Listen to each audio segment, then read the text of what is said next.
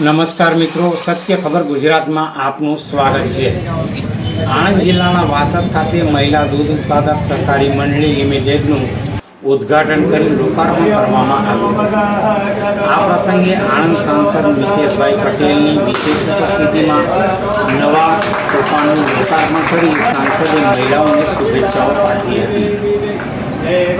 વાસદ ખાતે મહિલા દૂધ ઉત્પાદક સહકારી મંડળીના ઉદ્ઘાટન પ્રસંગે આણંદ જાગૃત મહિલા સંગઠનના પ્રમુખ આશાબેન દલાલ, બ્રહ્માકુમારી જાગૃતિબેન, અમૂલ ડેરીના chairman Vipulbhai Patel, vice chairman Kantibhai Soda Parmar, Amul ડેરીના ડિરેક્ટર ગુલાબસિંહ પડિયાર, ભાજપ મહિલા અગ્રણી હંસા કુંવરબા રાજ, મહિલા દૂધ ઉત્પાદક સહકારી મંડળીના chairman Jankiben, vice chairman Dipaliben Patel સહિત કારોબારી સભ્યો અને વાસદ ગામ અને તેની આસપાસના ગ્રામજનો તેમજ મહિલા પશુપાલકો મોટી સંખ્યામાં ઉપસ્થિત રહ્યા હતા। આનું લોકાર્પણ થાય એવા પ્રયત્ન કર્યા બંને મહાનુભાવો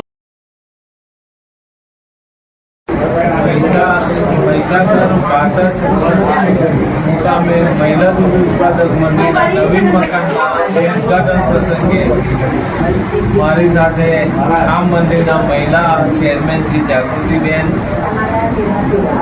જાનકીબેન, અમારા વાસદ મુકામના પત્ની અને વાસદમાં જ રહેતા એવા અમારા મેમ્બર ઓફ પાર્લામેન્ટ બે તમના બકાભાઈ ટીકેશભાઈ, ગામના આગેવાનશ્રીઓ અને મહિલા સંગઠનની અમારી બહેનો અને ટોટલી મહિલા સમિતિના સભ્યોની ઉપસ્થિતિમાં અમે આજે વાસદ મહિલા દૂધ ઉત્પાદક મંડળીનું ઉદ્ઘાટન દૂધ ઉત્પાદક મંડળીનું લોકાર્પણ।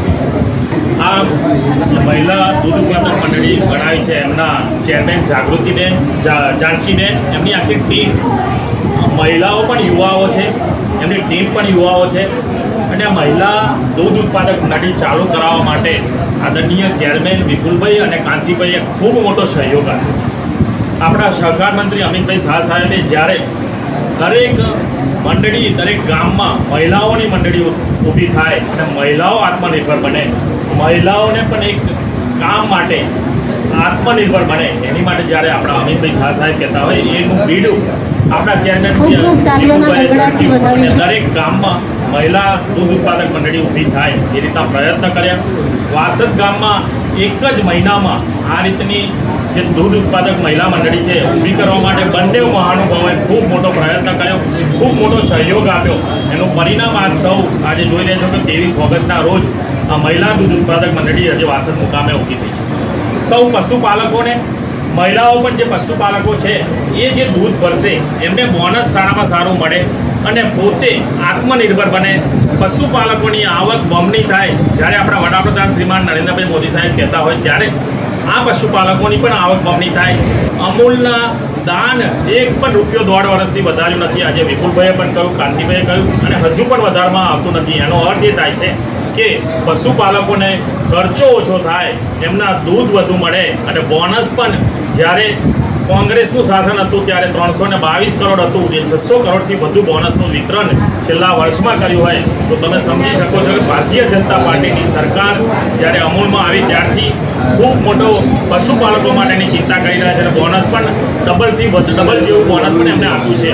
આવતા વર્ષોમાં પણ અમૂલથી પશુપાલકોની આવક વધે એવા પ્રયત્ન આપણા ચેરમેન શ્રી વિપુલભાઈ કરી રહ્યા છે અને ટીમ કરી રહી છે। ખૂબ ખૂબ અભિનંદન અને શુભેચ્છાઓ પાઠવું છું।